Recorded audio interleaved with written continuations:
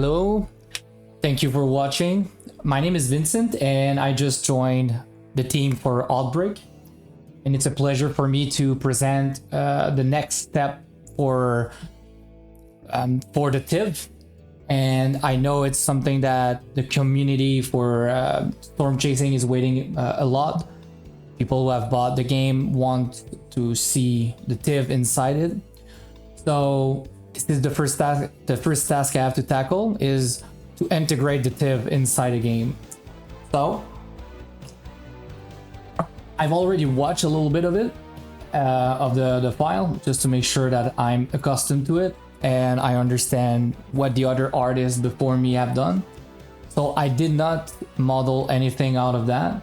It was already done by a previous artist. My work is to analyze this, do an audit, and make sure that it can be integrated correctly inside the game engine. So yes, I just wanted also to present myself to you guys. So I will do these kind of videos somewhat sparingly. So just sometimes here, an hour here and there. For today, since it's my first time, I will do a really short video today. And also I need validations to make sure that I'm not showcasing anything outside my NDA. But I hope this will be approved and that you guys can look the video afterwards so we can gush about it together. So the modeling was really awesome and made by an artist named Michael. And Michael lives in British Columbia, so thank you, Michael. Michael did an amazing job on the modeling. Also, there was another artist that did not have the time to really finish what he had in mind, so his name is Solal. Thank you also, Solal, for your work.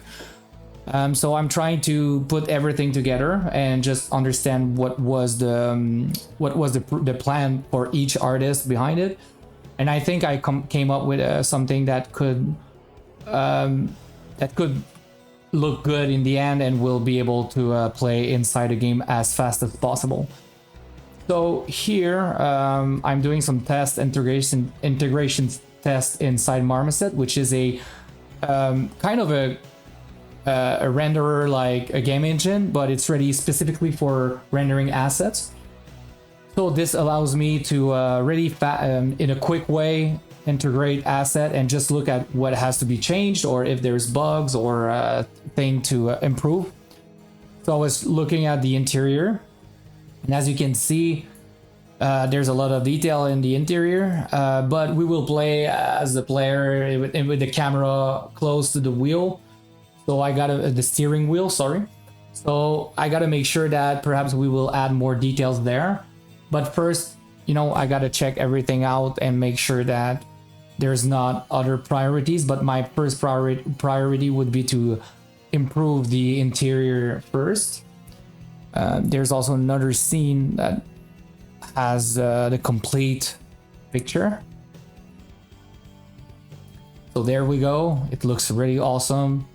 Looks great. And one of the things that I got to improve, I think, from this model is the overall just roughness and looking, because it looks really pristine, and I gotta bake a roughness out of that, make sure that it will look a little bit dirty in the end.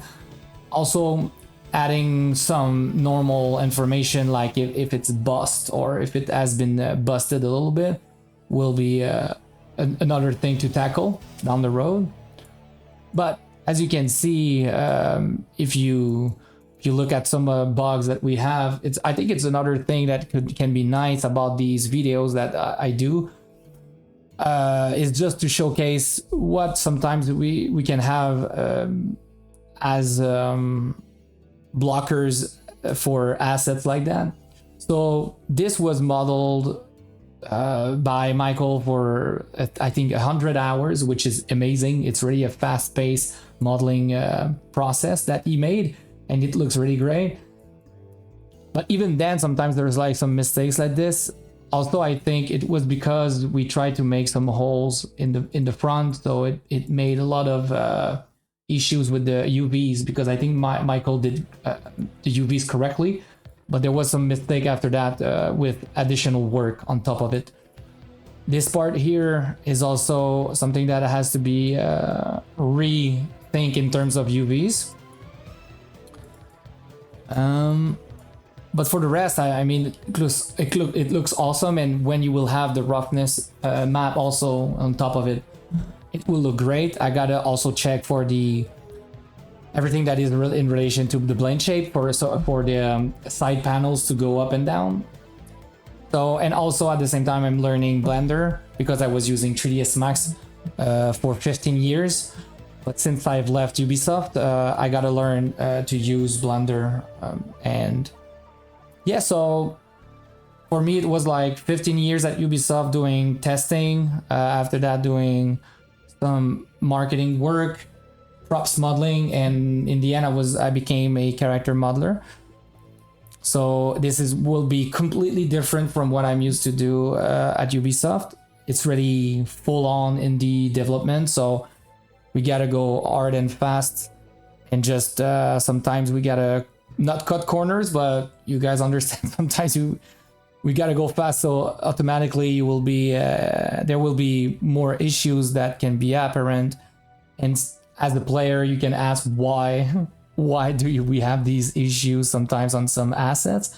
Well, this is why we go as fast as we can, because we don't have sometimes we just don't have the leverage that other companies do. So we have to do with what we have. And these are sometimes the reason why some assets look the way they are. Obviously, as a modeler, I would like to go really, really intense in terms of detailing. So for any students that watch this, be careful about this mentality if you're going to be in indie dev, because again, for each hour that you do something, there's a cost behind it, and you can really go really full throttle in an idea that you have. In the end, if it's not really good for the project, you've wasted a lot of money and a lot of time. So you got to be careful about managing your time and managing your expectations for the project. So yeah, I think it will be all for today. A 7-minute video, and just to present myself and present the TIV2. And as soon as I can do another video to showcase where I'm at, I will show you guys. So thank you, have a good day.